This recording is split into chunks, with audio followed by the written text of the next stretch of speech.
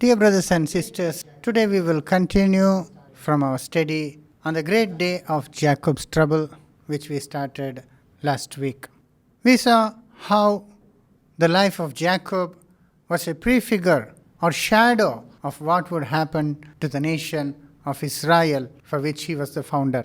We saw how Jacob, when he had taken the blessings of the firstborn from his father Isaac, had to leave the land of Canaan because Esau was so angry with him and wanted to kill him.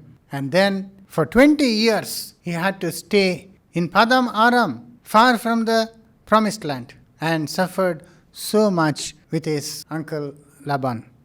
For 20 years he was toiling for his uncle, and then finally, when he realized that there was no future for him there, he decided to come back to the land of Canaan. And when he comes back, that's when he faces this great time of trouble. And the trouble came in the form of Esau, who, when he came to know that Jacob was returning, he took 400 men with him and went out to destroy him. And that is when Jacob was very fearful and faced total destruction in the hands of Esau. Today, we will see how this applies to the nation of Israel.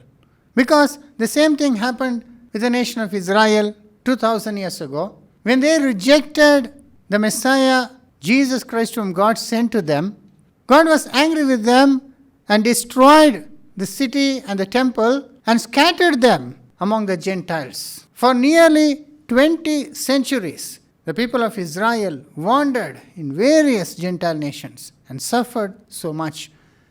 They were not able to come back and stay in their promised land. But after these 20 centuries, they are coming back.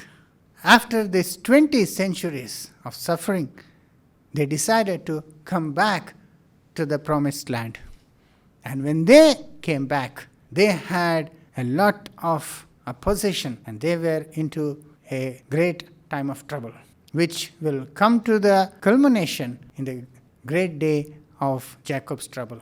So, brothers and sisters, just as the trouble came from Esau to Jacob, today we will see who are the enemies that bring this great day of trouble upon the nation of Israel.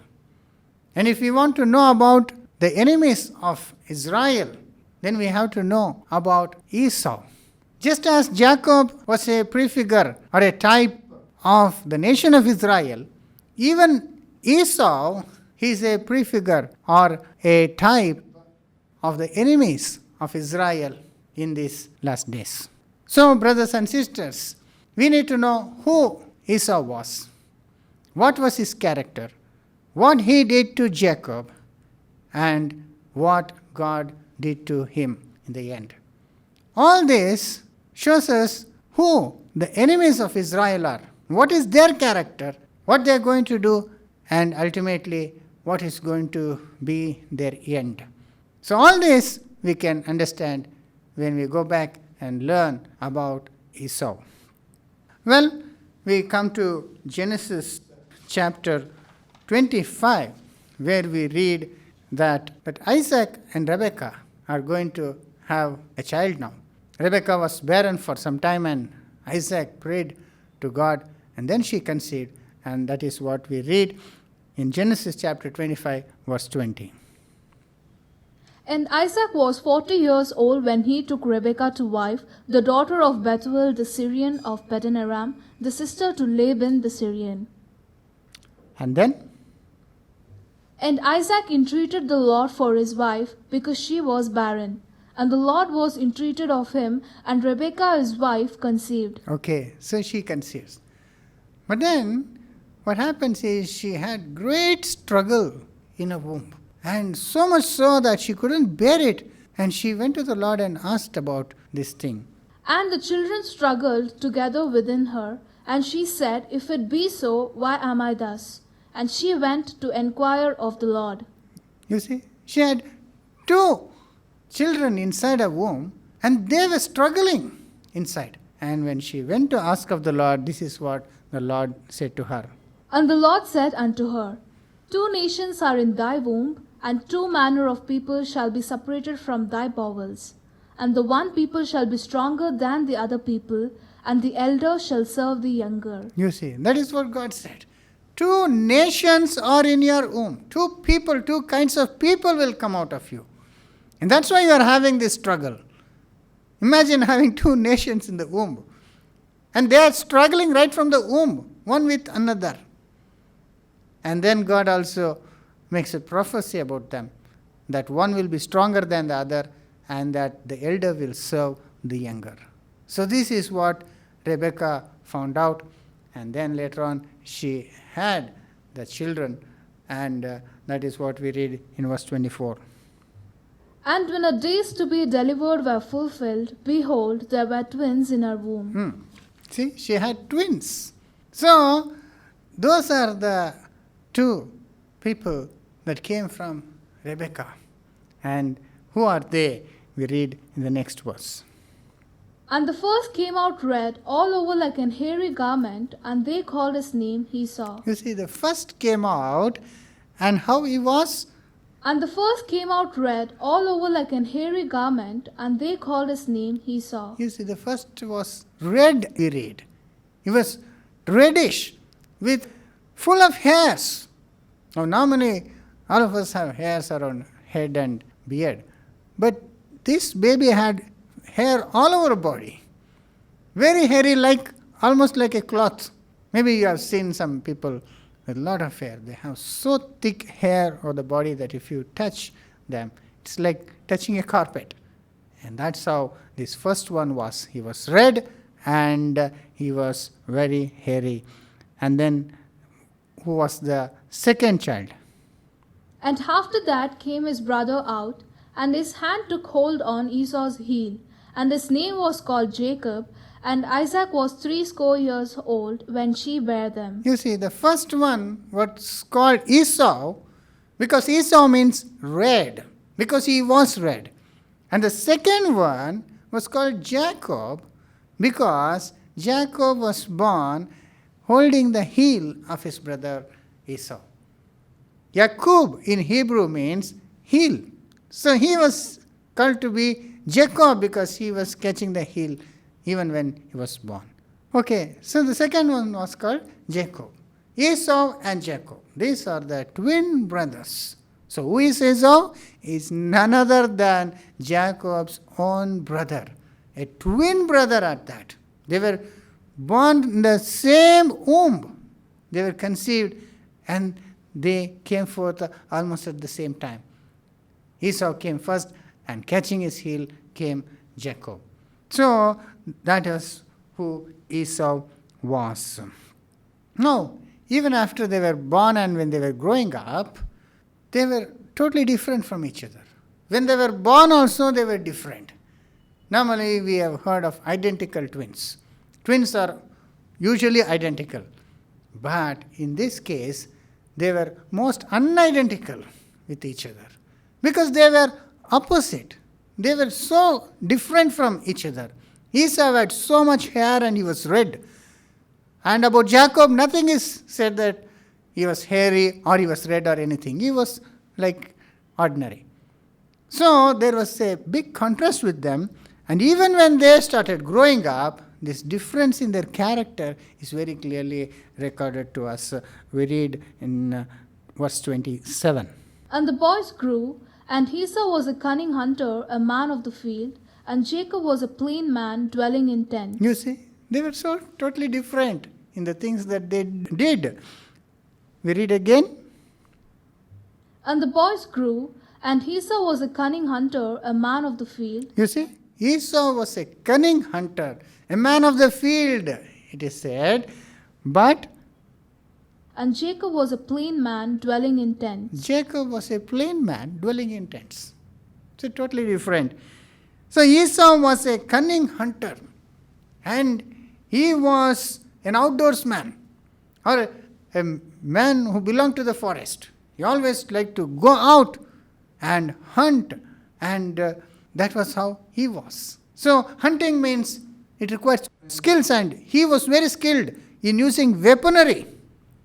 And he must have been strong, because To go out hunting, you need strength and brave and courageous, and that's how he was. But Jacob, we read, he was a plain man and dwelling in tents. He was not always going out to the forest and countryside and all that. He mostly preferred to be inside. He was like an introvert. And he was in the tents and he was a plain man. And the word plain, it means that he was mild, or some have it as though that he was perfect. It's like he was multi-talented and he was smooth man and he was dwelling in tents. It is like now during the lockdown. Most of us are working from home, work from home. That is a phrase everybody is using now. So like that, Jacob was a working from home type of a person, whereas Esau was an outgoing person. He used to go to the forest and roam about and do hunting and all that. So that was a big difference.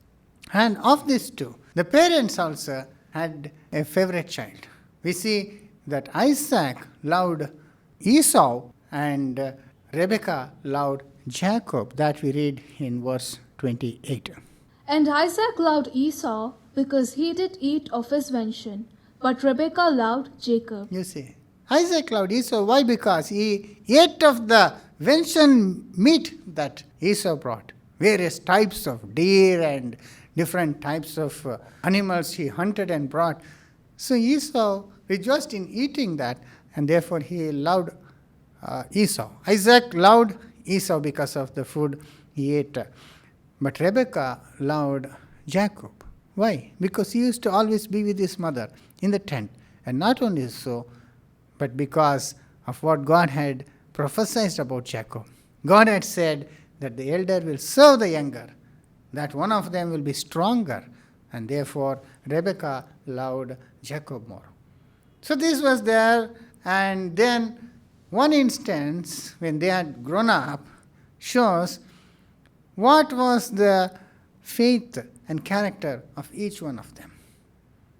What was their real character is seen from this incident in verse 29. And Jacob sought pottage, and Esau came from the field, and he was faint. You see, one day Jacob was cooking food, and Esau came back from one of his hunting trips, and then? And Esau said to Jacob, Feed me, I pray thee, with the same red pottage, for I am faint. You see, that was some sort of red pottage which he was cooking. So red, some vegetables and some lentils are red. So he wanted to eat that. He was very hungry and he asked Jacob. Therefore was his name called Edom. You see, again it is said, because he desired that red pottage, his name was called Edom. So Edom means again red. Esau means red. He was red to look at.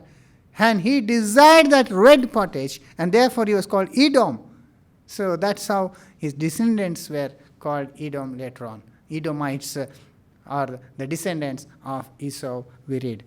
And next, what Jacob says is very, very interesting. And Jacob said, Sell me this day thy birthright. You see, what Jacob is asking in return for the food, he's saying, sell me your birthright. You are the one who has certain rights because you are born first. Now give me that right and I will give you what you are asking for. Then what do you expect a normal person to reply? We expect Esau to get angry and scold Jacob for asking such a big thing for just one meal.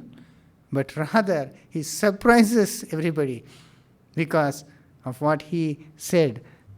And Esau said, Behold, I am at the point to die, and what profit shall this birthright do to me? You see?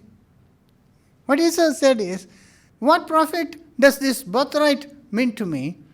Because I am dying. He was not actually dying. Nobody will die for not eating one meal. But that's what he said. He said, I will die if I don't eat. So give me that food. What use is this birthright to me? And then Jacob insists that he swear an oath on this, and even that Esau is willing to do. And Jacob said, Swear to me this day. And he sware unto him, and he sold his birthright unto Jacob. You see, he sold his birthright unto Jacob. For what? For just one meal. So that was the character of Esau. In this it shows that he did not value the birthright. He did not have any importance, any respect to the promises God had made to his father and forefathers, to Abraham, to Isaac, what God had said. All those promises meant nothing to him. All that he wanted was just that, to satisfy his appetite. And in that, he despised his birthright. That's what we read in the next verse. Then Jacob gave Esau bread and pottage of lentils. And he did eat and drink, and rose up, and went his way. Thus Esau despised his birthright. You see, Esau despised his birthright. He was willing to sell it off. Whereas you see, Jacob, he wanted that birthright. He desired that birthright. Though he was not fortunate enough to be born first and to receive the blessing of the firstborn, yet he had great desire to get it. And he had faith in those promises of God. Now he too was hungry. That's why he was cooking this food. But more than his hunger, this desire to have that blessings of God was more. And therefore he was willing to sacrifice his food to Esau.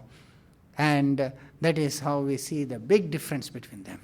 Esau did not esteem this birthright or the promises of God, whereas Jacob, to him, this was everything. And he was willing to sacrifice to get that blessings of God.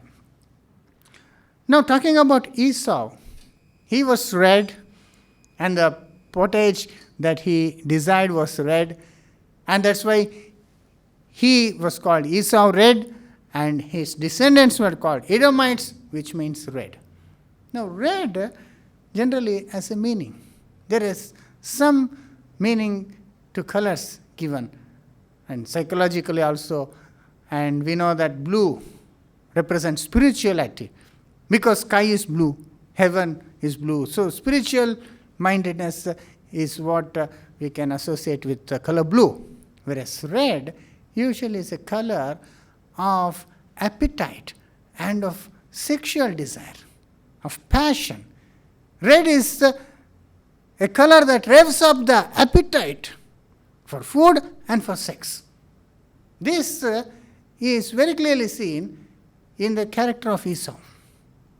Food was everything for him. And then sexual desires also. Satisfying the desires of the flesh was what we can describe Esau as. That we see in his later on in his actions. He was in a hurry to marry even those women whom his parents did not like. And this brought great sorrow to them, because he went about and married the Canaanite women, the Hittites. He just wanted what he desired. And he went and married them to satisfy the desires of his flesh. There you see, whether it is satisfying his hunger or sexual passion, he went after what he wanted. And he did not care about anyone else. He did not care about what is right or what is wrong, or about what is God's will or what his parents thought. He never thought about it. That we see in the same chapter in chapter 26, verse 34. In the next chapter, 26, 34. And Esau was 40 years old when he took to wife Judith, the daughter of Beeri the Hittite, and Bashemath, the daughter of Elon the Hittite, which were a grief of mind unto Isaac and to Rebekah. Which brought great grief to Isaac and to Rebekah when he took these Hittite women. Because Hittites and Canaanites, and later on he took on the wife of Ishmael also, these women were out of the family, and their cultures and their traditions were totally different. And God had separated Abraham from all his people to be a peculiar family. And therefore bringing in these strange other women into the family was polluting that family. And it was like getting mixed up with other cultures and other people's traditions. And that is what brought great grief to Isaac and Rebekah. And therefore, when Jacob was about to leave, they advise him, and Jacob follows their advice. You see, that is such a big difference. We see that in chapter 28, verse 1 and 2. Genesis 28, 1 and 2. And Isaac called Jacob, and blessed him, and charged him, and said unto him, Thou shalt not take a wife of the daughters of Canaan. Arise, go to Padanaram, to the house of Bethuel thy mother's father, and take thee a wife from thence of the daughters of Laban thy mother's brother. You see, very clearly it says, you shall not take to wife the woman of Canaan, but you shall go to your uncle, and there you shall take a wife from among his daughters. So very clearly, Laban did the same thing.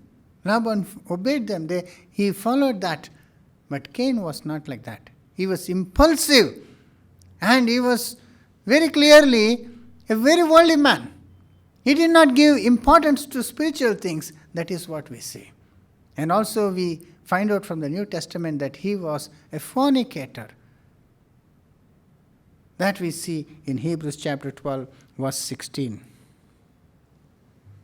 Lest there be any fornicator or profane person, as Esau, See? who for one morsel of meat sold his birthright. You see, let there be no fornicator or profane person. Like Esau, he says. So Esau was a profane person, a fornicator. He went after women just for his passion. And he went after food to satisfy his appetites. And these both things are related. Sex and food. That is what Esau wanted. And that is what describes Esau. And brothers and sisters, in the Bible, these two are very closely related also. These are the works of the flesh. And that we see in 1 Corinthians chapter 6, verse 13. Meats for the belly, and the belly for meats. But God shall destroy both it and them. You see? Now the body is not for fornication, but for the Lord, and the Lord for the body. You see, he's talking about belly and meats, that is food. And he says, there are people who say that belly is there for food and food is there for belly. That means their life is only about eating. Not that we should not desire food. God has created all things for us to enjoy with thanksgiving. But if that is so important that even God is sidelined, spiritual, more important matters are sidelined, then it says that God will destroy both their belly and their food. And then immediately he says, the body is not for fornication, but for the Lord. There are people who think that their body is meant only for fornication. They say eyes are meant to be seen and the body is there to be enjoyed. So they don't care what God says and what is good or bad. They just want to satisfy the desires of their body. So this belly and this body is together mentioned there.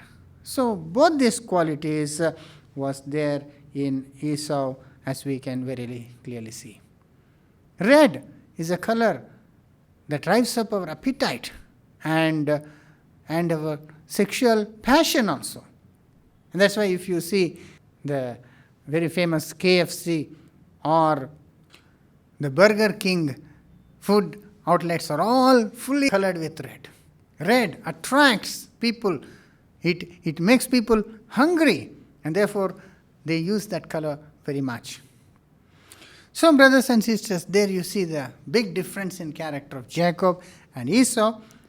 And one more thing we see about Esau is that he proved that he has no desire to be part of this great plan of God in using Abraham and blessing Abraham's seed when he decided to move out from the land of Canaan. He just wanted to leave Canaan and he went out and settled among the Gentiles. That we see in Genesis chapter 36 verses 6 and 8.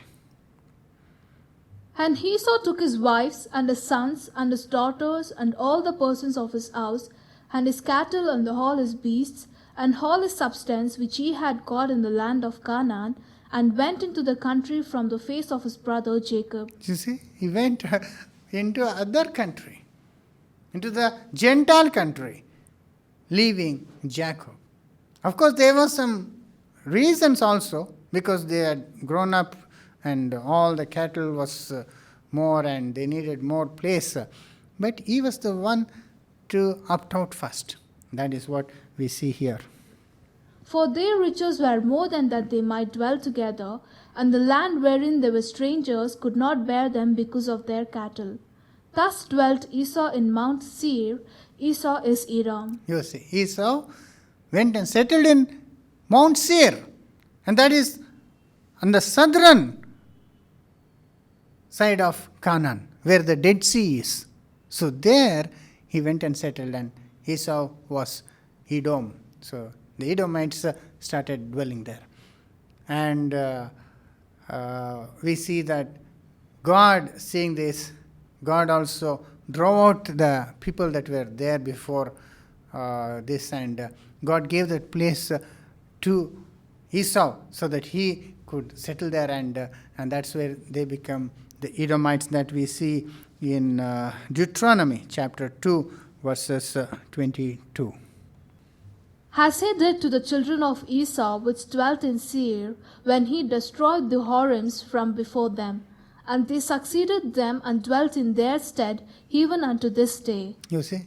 So that's how God drives out the other people who were living there and gives that to Esau and to his descendants. So that's where the Edomites lived. So in all this we see that Esau again and again proved that he didn't have faith in God's promises and he was willing to go out of the Canaan land. And then the last thing we hear about Esau is when Isaac died.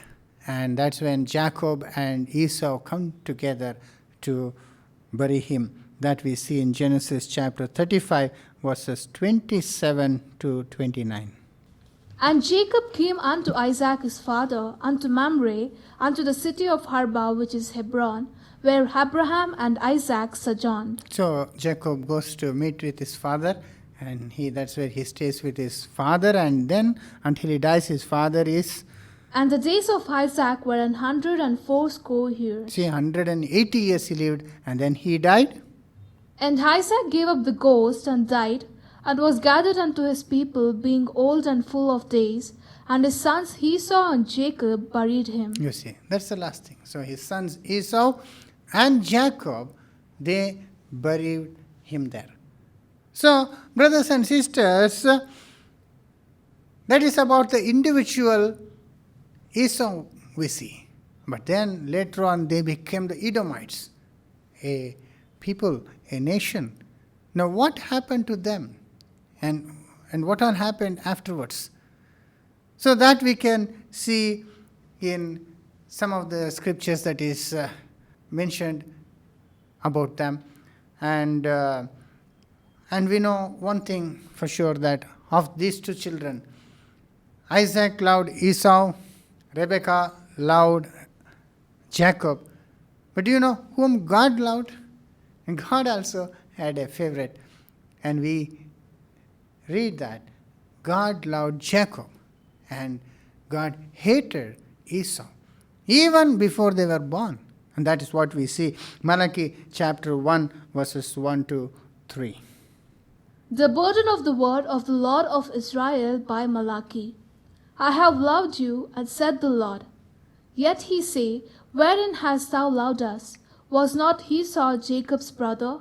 Said the Lord, Yet I loved Jacob, and I hated Esau, and laid his mountains and his heritage waste for the dragons of the wilderness. You see, very clearly God says, I loved Jacob and I hated Esau. There you see.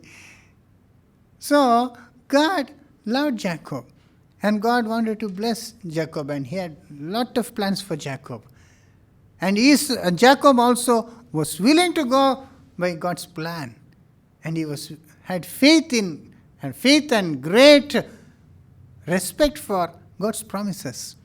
But Esau, God hated. His parents grieved because of his actions. And that is what we see. God also did the same. And God said that he will even destroy their habitation. Now why? Why did God do this? Even before they were born, God chose Jacob. Why was that? That very in Romans chapter 9, verses 10 to 13.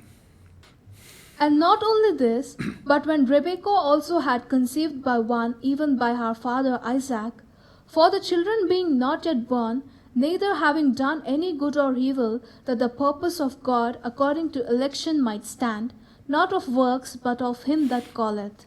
It was said unto her, The elder shall serve the younger. As it is written, Jacob have I loved, but Esau have I hated. There you see. So God selected Jacob and he rejected Esau even before they were born and they could do good or bad. Just to prove that he will call anyone whom he likes. It's not because of what they have done. It's not even because they are born first. God does not take in the natural way. Just because Esau is born first, it doesn't mean that God will bless him and God will choose him. God will choose whoever he wants. That's what God's election is all about. It's not based on our works, but on God's sovereignty. And we know one thing. Though we cannot judge before anybody has done anything, God knows what each one will do even before they have done it. God is the one who knows the end from the beginning. Even before these children were born and they could do good or bad, God knows what they will do. And therefore, God selected Jacob. Brothers and sisters, that's what we read in Jeremiah chapter 1, verse 5, where God says he knew him even before he was formed in the womb and even before he was born. Before I formed thee in the belly, I knew thee. And before thou camest forth out of the womb, I sanctified thee. And I ordained thee a prophet unto the nations. Yes, even before you were formed in the womb, even before you were born, I have chosen you and I have ordained you to be a prophet, God says to Jeremiah. So like in that same way, God loved Jacob. And God knew all about Jacob. And God chose Jacob. And God hated Esau. Now why did God hate Esau? Because of what he would do later on. So what he did, brothers and sisters, he was a person who not only did not value God's promises or God's purposes, and yet he was wanting to get all the blessings from God. There you see, he sold his birthright for just one meal, and then again he wanted that blessing also. It's like, people sell their land and they get their money and it's a done deal, and again they come back and make claims for that land, which they have already sold. And that's what Esau is doing. When Jacob gets the blessing of the firstborn from Isaac, his father, Esau becomes very angry. He was so angry that he wanted to kill Jacob. But was his anger justified? He had no reason to be angry. Jacob had done nothing wrong to him because Esau had already sold his birthright to him. And he has sworn an oath also. So the blessing rightfully belonged to Jacob. Though the way he got it from his father is not correct. But yet that was something which his father had to be angry about, not Esau. Esau did not have the right to be angry. He never had the right to kill Jacob, but that is what Esau was. He had sold his birthright for that meal, but still, again he got very angry when that blessing went to his brother. And because of this, Jacob was put into so much trouble. Jacob had to literally leave the house with nothing and run away and live with Laban. Such a difficult, hard life, all because of Esau. Jacob had not done anything wrong to Esau, yet he was suffering because of the wrath of Esau. And then also, brothers and sisters, after being away for 20 years and after suffering so much, when Jacob returns to the land of Canaan, to the father's house, Esau is again so angry. He's still so angry, and he goes about with 400 people to destroy him. So much hatred he had for his brother, and all for no purpose and no reason. And the only reason we can think of is that he did not want Jacob to come back because he didn't want to share the father's properties with him. And therefore he wanted to destroy him. So that is what Esau is, brothers and sisters. And to appease him, Jacob had to give up so much of his hard-earned possessions, Jacob knew what type of person Esau was. He was a very materialistic person. And he was willing, and Jacob knew that he would sell anything for possessions, just as he had sold his birthright for his food. So also he knew that he was willing to let him come back if he could get something from it. And that's what Jacob realizes. And he sends some of the best cattle and animals that he had, and he sends them in a train before him as presents to Esau. And that is what we see in Genesis chapter 32 verses 13 to 15. And he lodged there that same night, and took off that which came to his hand, a present for Esau his brother. You see, he took off a present for his brother Esau, and that present was no small present. You see, the numbers also are given here. 200 she-goats and 20 he-goats. You see, 200 she-goats. Just imagine 200. Not just one or two, but 200 she-goats and 20 he-goats. 200 heaves and 20 rams. You see, 200 sheep, female sheep, and 20 rams. 200 sheep and 200 goats, and then 30 milk camels with their calves. You see, 30 milk camels with their calves. 30 camels. Imagine how expensive these were in those days. Camels. Not one or two, but 30 with their colts, and then 40 kine and 10 bulls. You see, 40 cows and 10 bulls he gave. And then 20 she-asses and 10 foals. And 20 she-asses and 10 foals. So much, if you add up, it will come to 550 animals he was willing to give to Jacob. So much, 500 animals, which he had earned it in such hardship, he had to give it off. And when all this Esau saw coming like group after group, and all the people said, "This is the present your brother is giving to you," that he was cooled down. And by the time he came to Jacob, his attitude had changed. And there we see that the possessions changed Esau. So much so that at first he rejected these presents, but then when Jacob persisted, he took all that. He took all that and he went back. Now he saw that he didn't have to give any part of his father's inheritance to him, but rather he was getting something from Jacob. He thought, let me allow Jacob to live. And that's the kind of person he was. He took all the possessions and he went his way. So, brothers and sisters, that's what we see here. He sold his birthright for a morsel of food, and now he is selling the place for these possessions. And it is interesting to know how he died also. This we do not have in the Bible, but this story is in the Babylonian Talmud, which says that he was killed by Hushim, who was the son of Dan. That is Jacob's one of the 12 sons.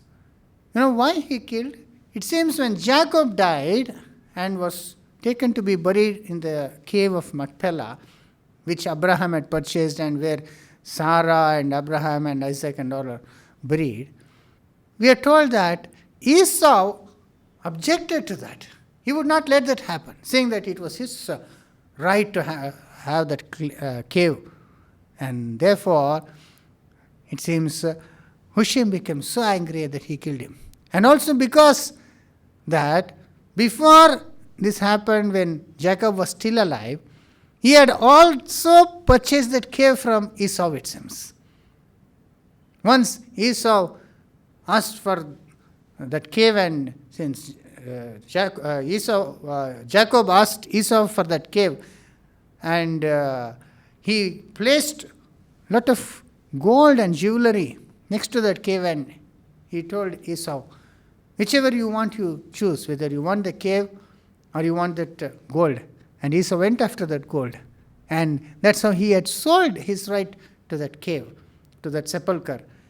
But later on, again he wanted to prevent that burial of Jacob. And that's when Hushim became so angry and he killed Esau. So, brothers and sisters, in all this we see that Esau was such a cheat and such a materialistic man. He didn't care for his brother, and he was using his brother, and he hated his brother, and that is what is the character of Esau. Now, this hatred did not stop with Esau, because that same kind of attitude, that jealousy and hatred, continued with his descendants also. The Edomites were one of the worst enemies of the people of Israel down the centuries. Always they hated them. Though they were so closely related, they were the twin brothers. Yet Edomites always hated Israel. And that's what we see later on, when we know what happened, that the Edomites settled in Mount Seir, and Jacob and his family was there in Canaan. And later on, in the times of Joseph, they had to go to Egypt because of the famine. And in Egypt, they were there for 215 years, and there they grew and became a big nation. And where they were suffering so much, and God sent Moses and delivered them from Pharaoh. And God is taking them to the land of Canaan once again. And when they were going, they had to pass this Mount Seir where these Edomites were there. And Moses requests these kings of Edom to let them give passage for these people. And Moses clearly says, we will not eat of your crop. We will not drink of your waters. We will just pass by and let us through. But Edomites refused that. Edomites said, no way, you can't pass through our land. And Moses again requests them and says, if perchance any of our beasts should drink the water or eat anything, we will pay for it also, he will request. But still, Edomites will threaten them and say, we will come to war with you if you try to pass us. Now all this, God is watching, brothers and sisters, and it is recorded to us in the book of Numbers chapter 20, verses 14 to 21. If you want to check up, it's there. So, brothers and sisters, not only is this, but their hatred was such that is clearly revealed to us when later on, centuries later, maybe 1,000 years later, when Israel, when Judah was destroyed, when Jerusalem was destroyed, we see that these Edomites, they were standing afar off and without giving any hand of help, trying to save these brothers.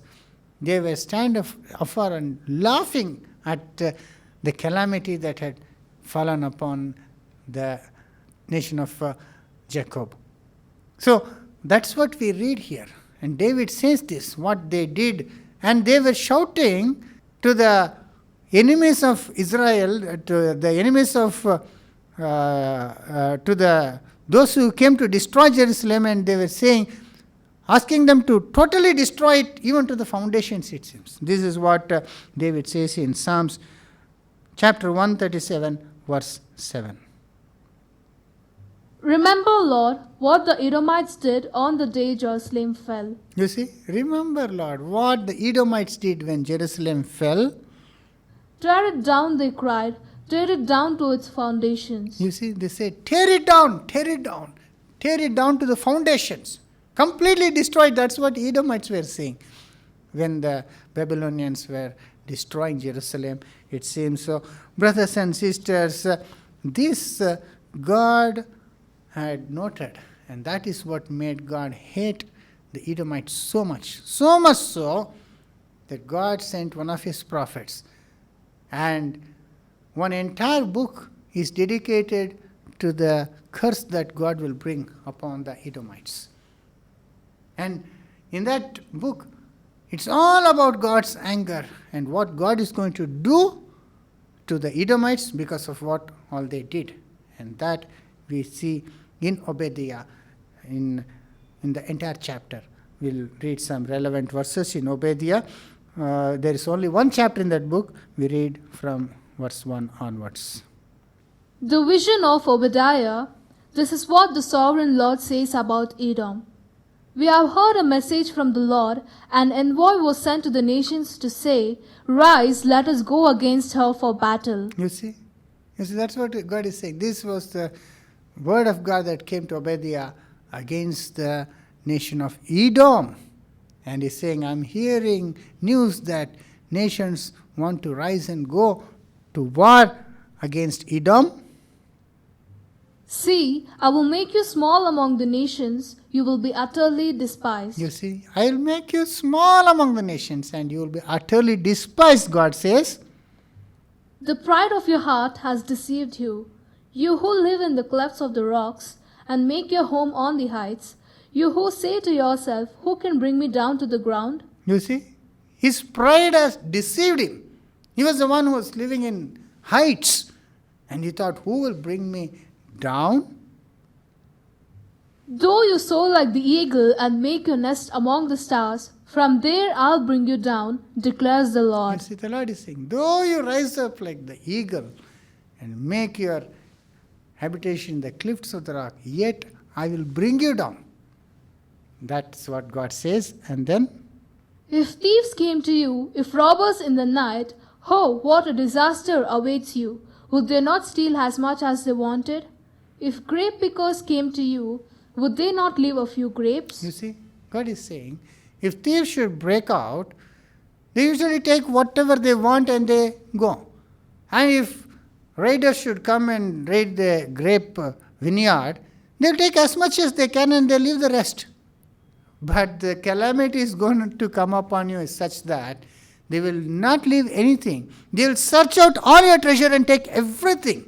That is what God says in the next verse. But how Esau will be ransacked, his hidden treasures pillaged. You see, completely it will be ransacked and everything will be searched after and taken out. And then God says, Edom trusted on some others, nations. They had made some agreement with other nations so that they can be strong and so that they can be against Israel. But God says, those whom you trusted and those whom you call as friends, they will themselves rise up against you and they will cast you out of the place. That we read in verse 7.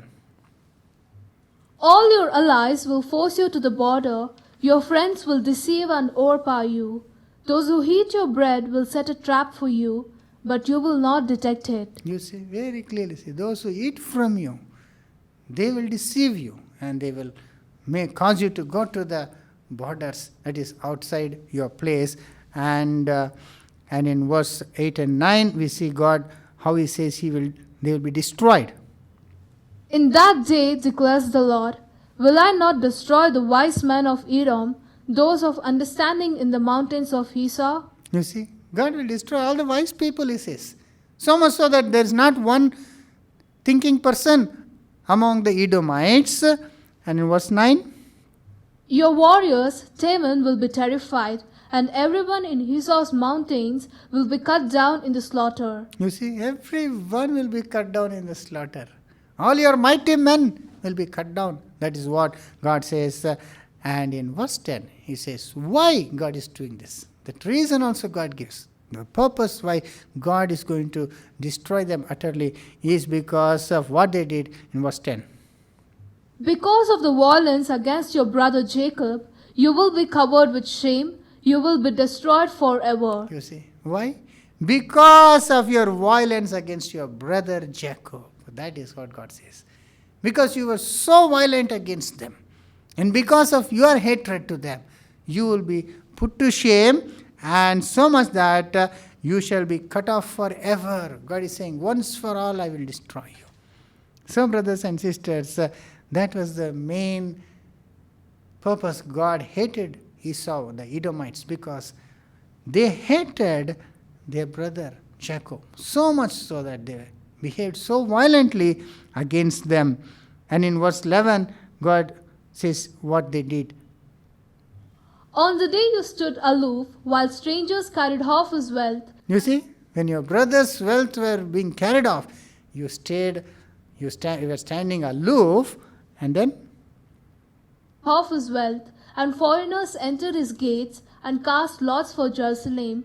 You were like one of them. You see, when the enemies came inside the gates of Jerusalem and they were looting it, you were like one of them. You did not try to protect your brother or defend your brother, but you were like one of them. And verse 12. You should not gloat over your brother in the day of his misfortune, nor rejoice over the people of Judah in the day of their destruction, nor boast so much in the day of their trouble. You see, you shouldn't have done that. You should not have gloat over your brother's misfortune. When such misfortune has come to your brother, you should not gloat, nor rejoice over the people of Judah in the day of their destruction. When Judah was being destroyed, you should not have rejoiced. That's what they did. They were rejoicing when Jerusalem was being burnt, and nor boast so much in the day of their trouble. They were boasting how they survived and how their brother Jerusalem was being destroyed. All this they should not have done. That is what God says. There you see that even though God was bringing this destruction of the people of Israel, of the Jews were being destroyed because of their violation of God's laws, yet God didn't God didn't tolerate others laughing at it or taking pride in it. That's what we see. God has his own way. What God does with his own children, it is up to him. It is not for others to make fun of it or rejoice in their brother's calamity. And that is what we see they did here. And in verse in 1 Timothy chapter 5 verse 8 we read that if anyone provide not for his own relatives, especially of his own household, he has deceived the faith and is worse than an unbeliever. Because normally people deceive one another and they don't care about others. That is wrong only. They do wrong to one another also. But doing wrong to one brother and not helping or assisting one brother in misfortune, That is a very, very big evil.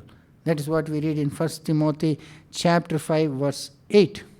Anyone who does not provide for their relatives, and especially for their own household, has denied the faith and is worse than an You unbeliever. see, he's denied the faith and is worse than an unbeliever. Why? Because even unbelievers have that basic love for each other. They care for each other in times of trouble and they weep with one another.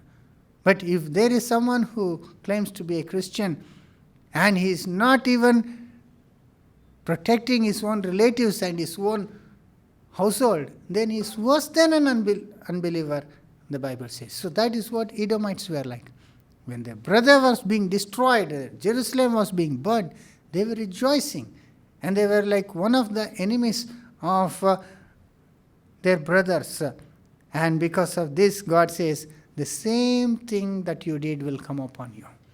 How you dealt with your brother, the same way I'm going to deal with you, that we see in verse 15 in Obadiah. The day of the Lord is near for all nations. As you have done, it will be done to you. You see? Your deeds will return upon your own head. See, your deeds will return upon your own head. As you have done, it will be done to you. The day of the Lord is upon all the nations. So that's how God is going to deal.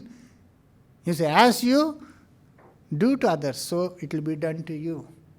That's what Jesus also said. So in the same way, God is going to take judgment upon this nation, he said.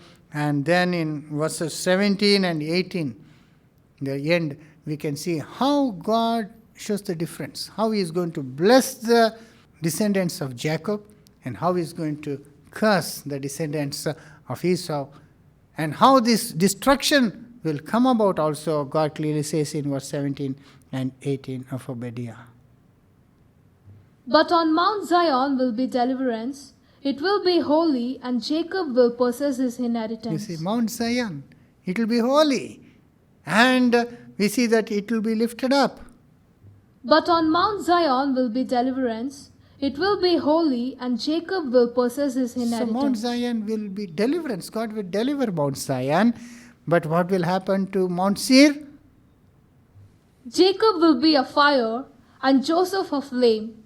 Esau will be stubble, and they will set him on fire and destroy him. See? There will be no survivors from Esau. The Lord has spoken. You see, God is saying, Jacob will be like fire, and Joseph, the son of Jacob, will be like flames, whereas Esau will be like stubble. And what will happen when fire falls on stubble? The stubble will be burnt up. So the destruction of Edomites will come from Jacob's descendants. That is very clear. And how they will be destroyed, we'll read again. Jacob will be a fire, and Joseph a flame. Esau will be stubble, and they will set him on fire and destroy him. There will be no survivors from Esau. The Lord has spoken. You see, there will be no survivors. This will happen in such a way that they will be totally destroyed and there will be no survivors.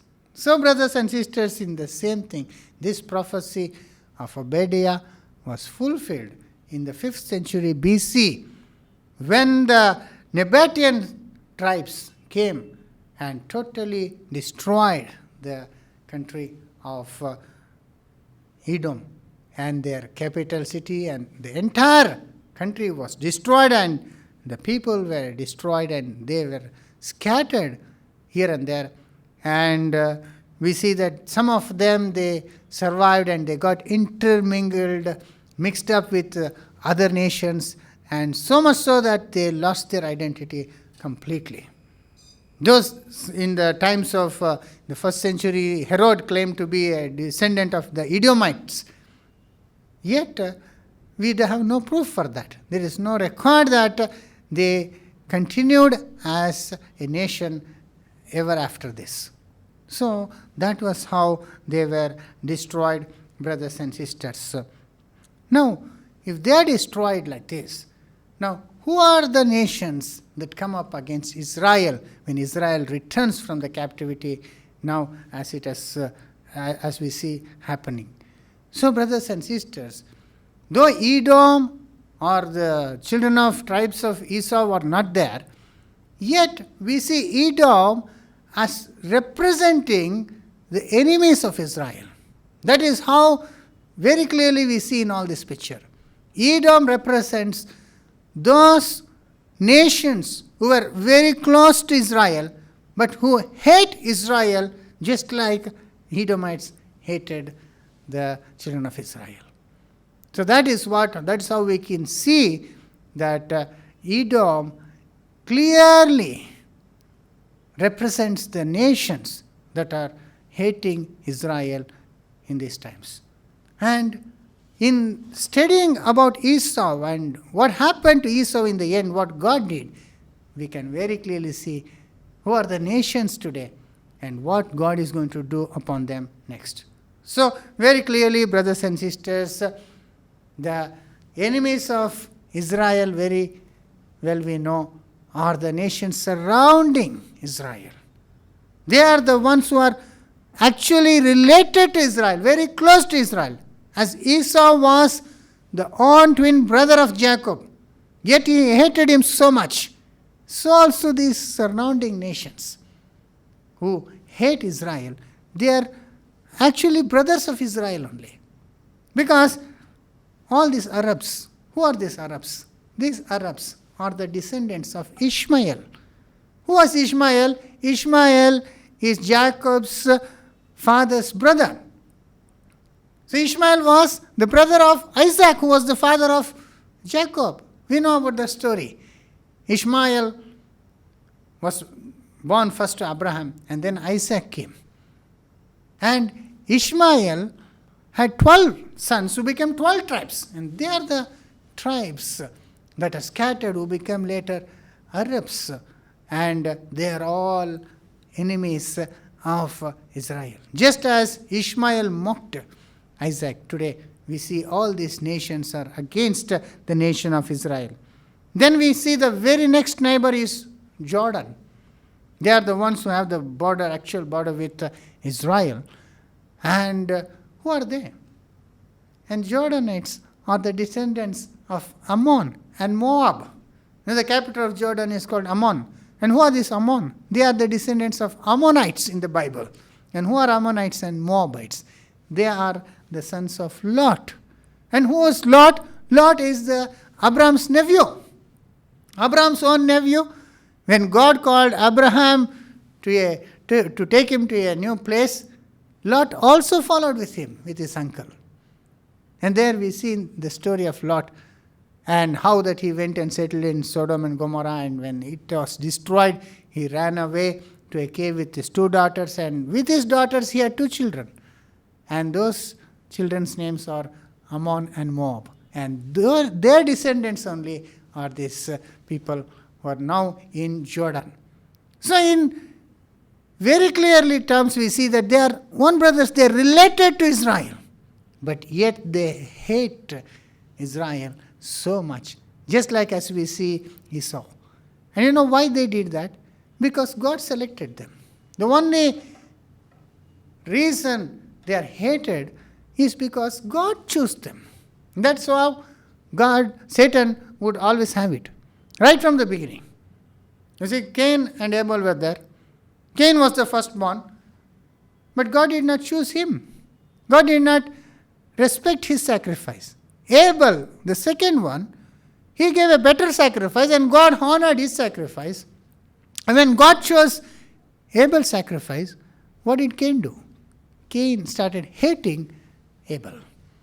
He was jealous and he was so filled with anger and hatred that he literally killed his brother. It's just because God had chosen him. That is how Satan will always do. He will raise up enemies against those whom God has chosen. And also we see later on Ishmael and Isaac also. Ishmael was the firstborn. Yet when God said that Isaac was the son of promise, when Isaac was born, Ishmael started hating him. He was jealous about him. And we have seen that we read that he was seen to be mocking the little Isaac. So that is what is happening. Why? What did Isaac do to Ishmael? He didn't do anything. He was just chosen by God. But for that sake, Ishmael was hating him. Cain killed Abel. And Esau wanted to kill Jacob and always violent against him and wanted his destruction. Why? Because God had selected Jacob. So in the same way, brothers and sisters, the nation of Israel is chosen by God because of the promise he gave to the forefathers. Not because of their works, not because the people of Israel are better than others, but simply because God has chosen them. And God has a plan for them. And now when God brings them back to their own land, to give them the land promised, which he had promised to the fathers, now all these nations are angry with him. All the brother nations, they are angry. Just like Edom hated Israel. They were very close to Israel. They were like a sister nation. Yet they wanted the destruction of Israel. So we see all these Arab nations and all these Moabites and Ammonites, and they're all gathered together against the nation of Israel. And not only the nations that are immediately surrounding them, but even so many other nations started hating the people of Israel. You know why? Because of the religion. In the 7th century, Muhammad came into the picture. He was born in Mecca, and in Medina he started his new religion. And he's saying that he had this revelation from God and the Quran was written. And all these people were converted to Mohammedism. They started seeing him as the prophet of God. And then all these people were united because of this religion. Now they were all different people in nations, and even now there are different nationalities.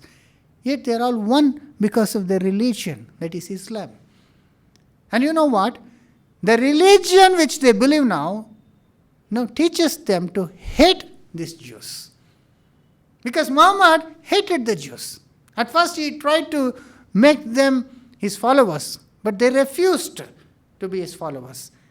And they did not recognize him as a prophet, because the Jews definitely will never recognize a non-Jew as a prophet. But here is Muhammad, he is claiming to be prophet on line with Moses and Abraham and all the prophets in the Bible. But the very people of the Bible, they rejected him. And therefore, Muhammad started hating the Jews like anything.